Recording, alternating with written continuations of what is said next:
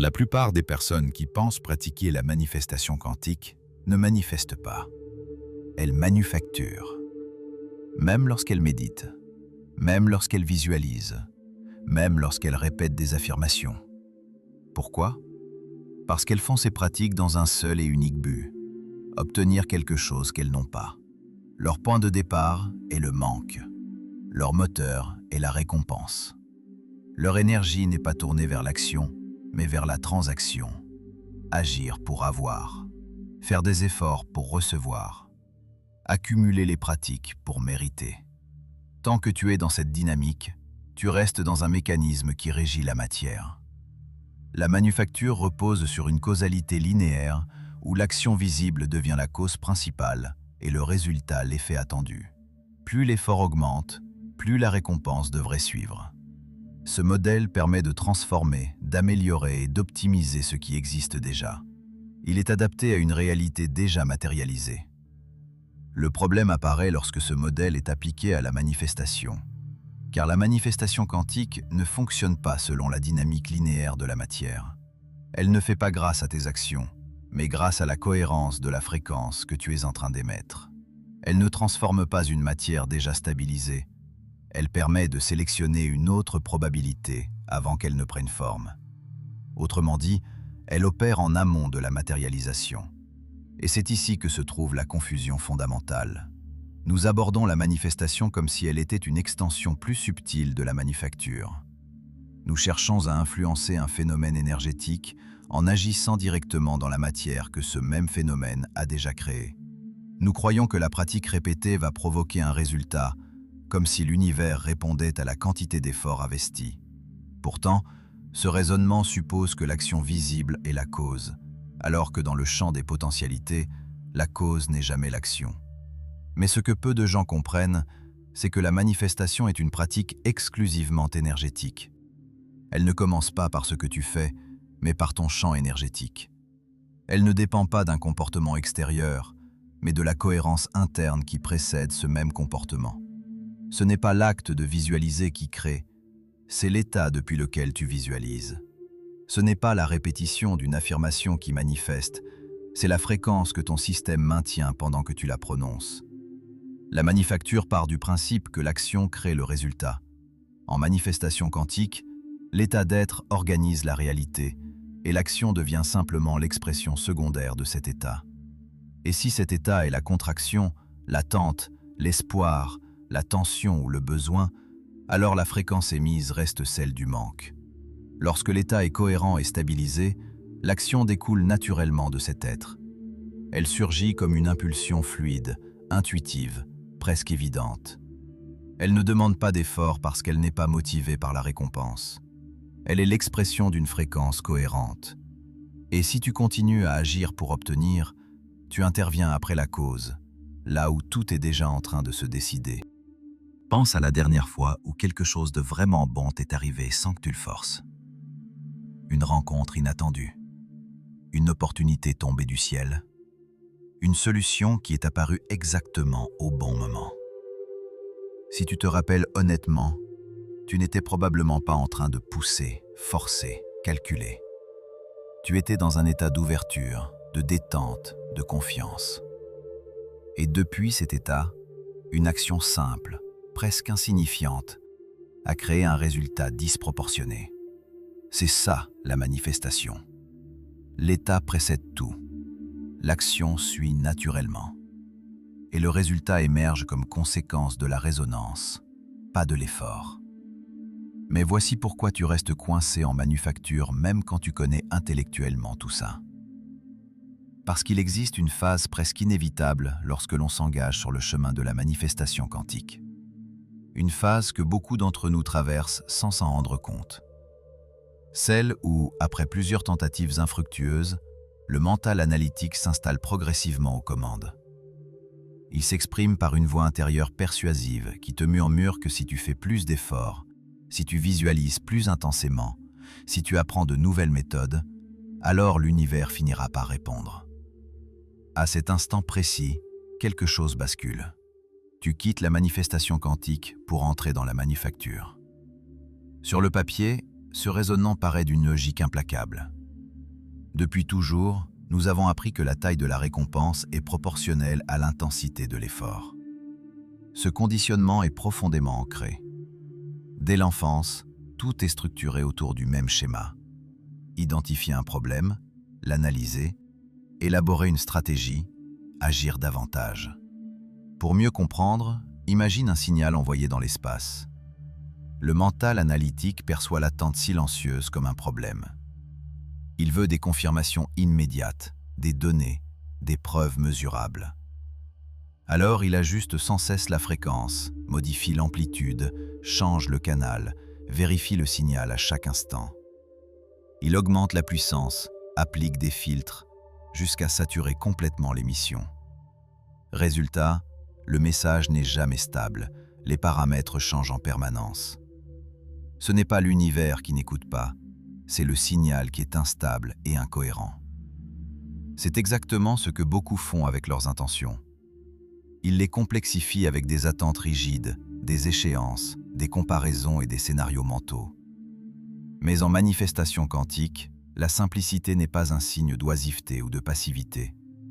C'est un facilitateur de cohérence. Cet état d'alignement total où l'ensemble du système opère sans résistance. Lorsque ton énergie atteint ce niveau de cohérence, le champ y répond instantanément par résonance sympathique. Mais le mental analytique se méfie profondément de la simplicité. Il ne fait pas confiance à ce qui est facile et spontané. Il chuchote « Si c'est trop simple, ce n'est pas fiable ». Il y a forcément quelque chose à optimiser, à corriger, à améliorer. Car sinon, il n'aurait aucun rôle à jouer. Il se nourrit de complexité car il se sent légitime lorsqu'il a des problèmes à résoudre, des stratégies à élaborer, des objectifs à poursuivre.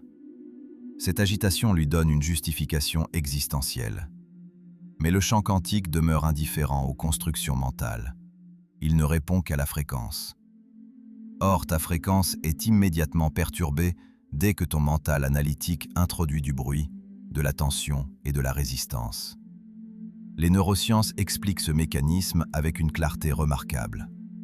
Le mental analytique fonctionne principalement dans les ondes cérébrales bêta élevées, liées à l'analyse constante, à l'hypervigilance, au jugement critique et à l'anticipation. Ces ondes bêta élevées caractérisent un cerveau en suractivité, constamment engagé dans la résolution de problèmes et la surveillance de menaces potentielles. Lorsque ces ondes dominent, ton système nerveux autonome bascule automatiquement en mode survie, combat, fuite ou figement. Dans cet état neurophysiologique de stress, même si les mots prononcés sont positifs et les visualisations minutieusement élaborées, le signal transmis au champ quantique est méfiance, manque, insuffisance, séparation. Le mental analytique est incapable de produire des miracles car il ne conçoit pas la fluidité. Il ne reconnaît que l'effort, la lutte et la séparation binaire. Or, le champ quantique n'est pas fondé sur la séparation, mais sur l'unité et l'interconnexion. Lorsque ton mental est relâché, permettant aux ondes cérébrales de descendre vers les fréquences alpha et θ, tu te reconnectes naturellement à cette nature indivisible. Paradoxalement, ce mental est persuadé que lâcher prise équivaut à perdre le contrôle. Pourtant, c'est précisément le lâcher-prise qui permet d'accéder à un contrôle authentique, non pas issu de la compulsion ou de la peur, mais de l'alignement naturel. Si le mental analytique perturbe la cohérence lorsqu'il prend le contrôle, la solution n'est pas de le combattre. Et c'est ici que la majorité des enseignements se trompent. Ils suggèrent qu'il faudrait le faire taire, le dépasser, le dissoudre. Mais vouloir sortir du mental est déjà une activité mentale. Chercher une méthode pour l'éteindre est encore une stratégie. Tenter de le neutraliser est une forme subtile de contrôle. Autrement dit, plus tu cherches à t'en libérer, plus tu renforces sa position centrale. C'est un cercle vicieux discret mais puissant. Tu veux manifester de manière consciente. Le mental veut comprendre comment. Tu cherches une technique pour lâcher prise. Tu analyses si tu lâches correctement. Tu observes si tu es assez détendu. Tu évalues ton niveau de cohérence. Chaque tentative pour sortir du mental réactive le mental. Ce n'est pas une erreur, c'est simplement sa fonction. Il est calibré pour analyser, comparer, définir, résoudre. Lui demander de s'arrêter est comme demander à un cœur de ne plus battre. Le véritable basculement ne consiste donc pas à supprimer le mental analytique, mais à lui redonner une place juste dans la hiérarchie. Il ne doit pas diriger le processus énergétique, mais il peut l'assister. Et pour comprendre comment, il faut revenir à la confusion fondamentale que nous entretenons presque tous lorsque nous disons « je veux ». Lorsque tu dis « je veux être en couple », le mental comprend une forme, une personne, une situation précise, une matérialisation concrète. Pourtant, si tu observes avec honnêteté, ce que tu recherches réellement n'est pas la forme en elle-même. C'est l'état interne que tu crois que cette forme va te permettre de vivre. Tu ne veux pas simplement un partenaire. Tu veux ressentir l'intimité, la complicité, la sécurité affective, la connexion profonde. De la même manière, lorsque tu dis « je veux plus d'argent », ce que tu poursuis n'est pas des chiffres sur un compte. Tu poursuis un état de liberté, de sécurité, d'expansion, peut-être même de reconnaissance. Et lorsque tu dis « je veux un meilleur travail », tu cherches rarement une fiche de poste. Tu cherches le sentiment d'être reconnu à ta juste valeur, de contribuer, d'appartenir à une norme ou à une vision plus grande. La forme est un moyen, l'état interne est la finalité énergétique. Tant que le mental reste fixé sur la forme, il agit comme s'il devait créer quelque chose qui n'existe pas encore. Il calcule comment attirer la personne, comment augmenter les revenus, comment obtenir la promotion. Il entre en stratégie. Il se projette, il planifie. Et en faisant cela, il maintient implicitement l'idée que l'état recherché n'est pas encore accessible. C'est ici que la manufacture s'installe subtilement. On tente de produire une forme pour accéder à un état. Mais si l'énergie précède la matière, l'ordre doit être inversé. L'état doit être accessible avant la forme. Et c'est précisément là que le mental analytique peut devenir un allié au lieu d'un obstacle. Sa fonction naturelle est de définir, clarifier, identifier. Alors, au lieu de lui demander comment obtenir la forme, on peut lui poser une autre question, beaucoup plus stratégique. Quel est l'état énergétique que je cherche à atteindre à travers cette forme? Cette question change tout. Elle déplace l'attention de l'extérieur vers l'intérieur. Elle force le mental à aller au-delà de la surface. Il ne cherche plus une stratégie matérielle. Il cherche une définition énergétique. Il identifie des mots précis, intimité, liberté, sécurité, reconnaissance, contribution, paix, expansion, appartenance. Et lorsqu'un état est clairement identifié, quelque chose devient possible. Tu peux commencer à observer que cet état est déjà accessible et disponible pour toi, même de manière infime. Peut-être ressens-tu déjà une forme d'intimité avec un ami proche. Peut-être expérimentes-tu déjà des moments de liberté dans de petites décisions quotidiennes. Lorsque tu reconnais sincèrement que l'énergie est déjà accessible, et cette reconnaissance change la cohérence de ton système nerveux, le corps commence à ressentir l'état sans attendre la matérialisation complète. C'est ce que veulent dire certaines traditions lorsqu'elles parlent de gratitude anticipée. Mais la gratitude ne fonctionne pas si elle est artificielle. Elle fonctionne lorsqu'elle est enracinée dans une reconnaissance authentique d'une énergie déjà présente. Lorsque tu sais précisément quel état tu recherches, tu peux le détecter et l'amplifier. Le mental peut alors servir à pointer ces zones de présence plutôt qu'à surveiller l'absence et le manque. Dans ce repositionnement, le mental analytique ne disparaît pas. Il devient un outil de lucidité. Il révèle les angles morts. Il met en lumière les contradictions. Il peut te montrer que tu dis vouloir la liberté tout en entretenant des habitudes de dépendance. Il peut indiquer que tu recherches la sécurité tout en alimentant des scénarios anxieux. Il ne combat pas la cohérence, il la protège. La cohérence du champ n'est pas produite par le mental. Elle est facilitée lorsque le mental cesse de courir après les formes et commence à clarifier les états. Une fois que l'état est clairement défini, le corps peut le ressentir. Une fois qu'il est ressenti, le système nerveux peut s'y synchroniser.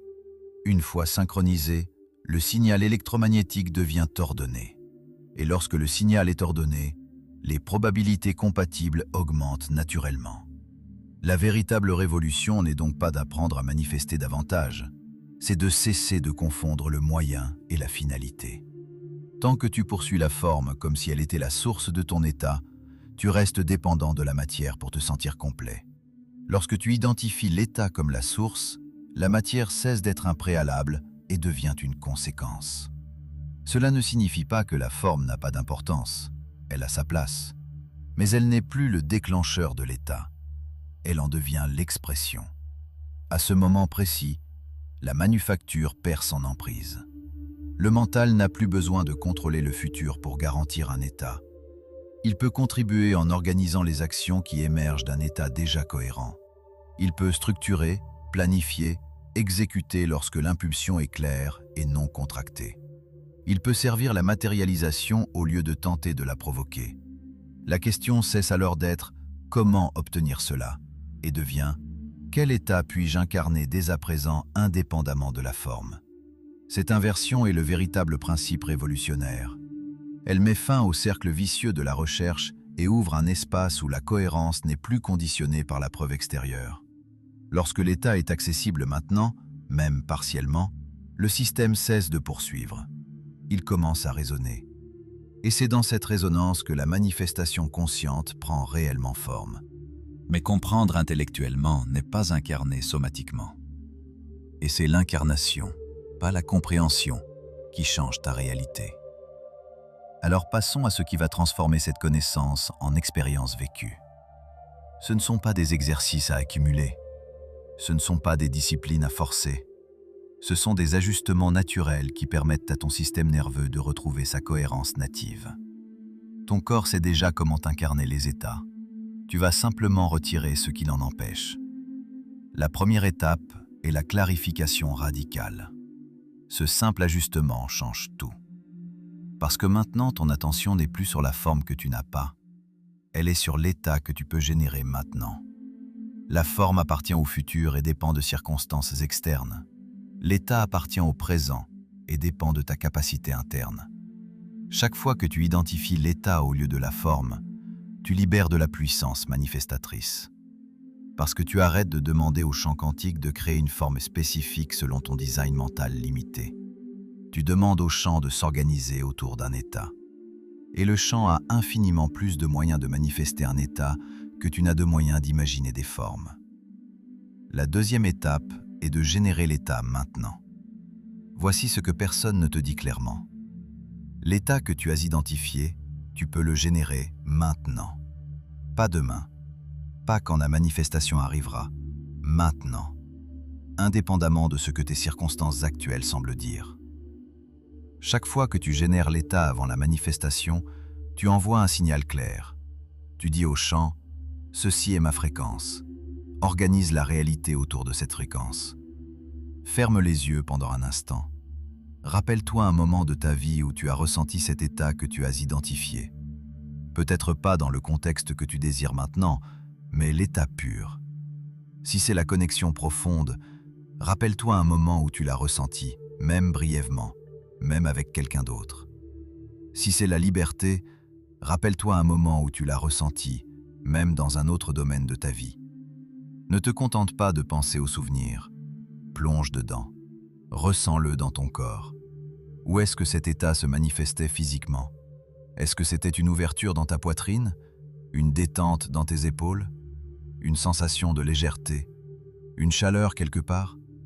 Amplifie cette sensation. Respire dedans. Laisse-la grandir. Laisse ton corps se souvenir de comment c'était d'incarner cet état. Pas juste mentalement, somatiquement, dans tes cellules, dans ton système nerveux, dans ta signature énergétique. Reste dans cet état pendant 3 à 5 minutes. Pas en forçant, en permettant. Ton système nerveux ne fait pas la différence entre un état que tu vis dans le présent et un état que tu génères consciemment à partir d'un souvenir. Les mêmes circuits s'activent, la même biochimie se produit, le même signal est émis. Et voici ce qui est crucial. Pendant que tu es dans cet état, ne pense pas à ce que tu veux manifester. Ne visualise pas la forme. Ne calcule pas comment ça va arriver. Sois simplement l'état, complètement, sans agenda, sans attente, sans transaction. C'est ça, être pour recevoir au lieu de faire pour avoir. Tu n'es pas en train de générer l'état comme moyen d'obtenir la forme. Tu génères l'état parce que tu reconnais qu'il est déjà disponible, qu'il est déjà toi, à un niveau plus profond que tes circonstances actuelles. Être un créateur quantique ne signifie pas que tu contrôles la réalité par ta volonté. Ça signifie que tu reconnais que ton état d'être et la réalité matérielle sont en conversation permanente, que tu n'es pas séparé du champ quantique, que tu es une expression localisée de ce champ, et que ta cohérence interne influence directement comment ce champ s'organise autour de toi. Merci de m'avoir écouté.